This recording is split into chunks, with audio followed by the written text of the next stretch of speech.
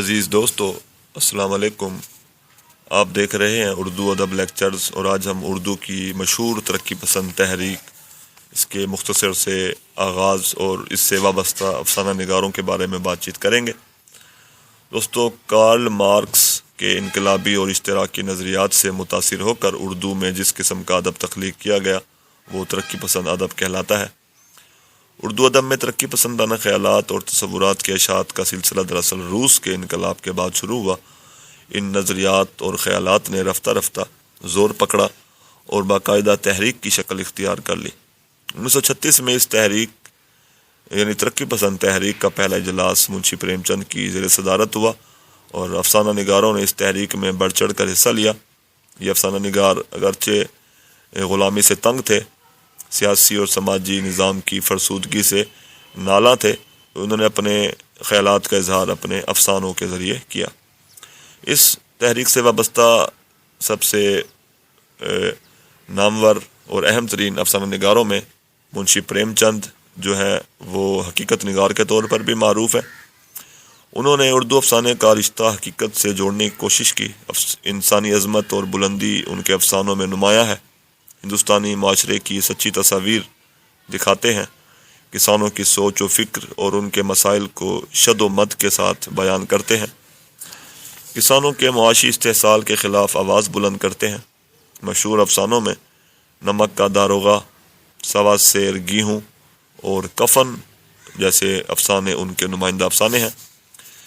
کرشن چندر ایک بڑے اہم نام ہے، در حقیقت رومانوی افسانہ نگار ہے، مگر وہ بہت جلد رومانیت کے مصنوعی ماحول سے نکل کر حقیقت کی طرف گامزن ہو گئے۔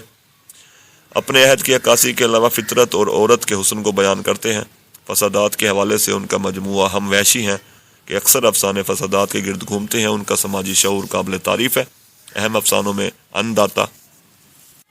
انداتا، کالو بھنگی اور کچرا بابا جو ہے وہ کرشن چندر کے اہم افسانوں میں شامل ہیں۔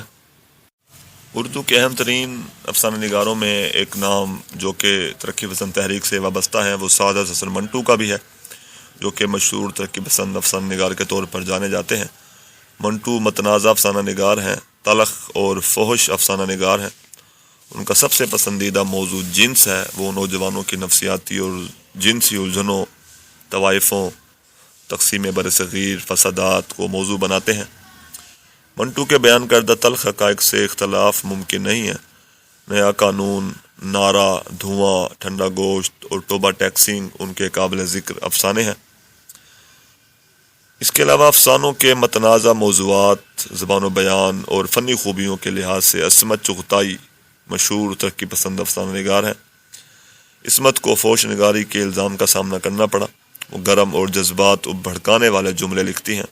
ان کے ہاں انقلاب کی کوئی آواز سنائی نہیں دیتی۔ جنس نگاری میں وہ شدت پسند اور بے باک ہو جاتی ہیں۔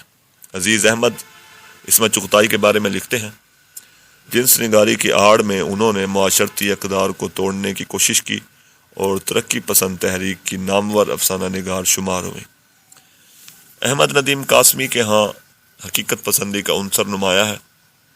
دیہات کے لوگوں کی زندگی، متوسط طبقے کے لوگوں کے مسائل، تقسیم ہند اور فسادات سے متاثر ہو کر وہ لکھتے رہے۔ سناٹا، آتش گل، الحمدللہ، رئیس خانہ، کپاس کا پھول اور پرمیشر سنگھ گنڈاسا جو ہے احمد ندیم قاسمی کے نمائندہ افسانے ہیں۔ راجندر سنگھ بیدی معاشرتی حقائق کو بیان کرتے ہیں۔ ان کے افسانے عورت، بچہ اور بوڑھا کے گرد گھومتے ہیں۔ وہ گھر اور خاندان کے کہانی نویس ہیں۔ انسانیت سے محبت اور دردمندی ان کے افسانوں میں واضح ہے۔ علامت، استعارہ، حقیقت اور رومانیت ساتھ ساتھ ان کے افسانے میں چلتی ہے۔ بھولا، گرہن، کوکھ جلی، اپنے دکھ مجھے دے دو، لاجونتی اور گرم کوٹ ان کے افسانوں میں نمایاں ہے۔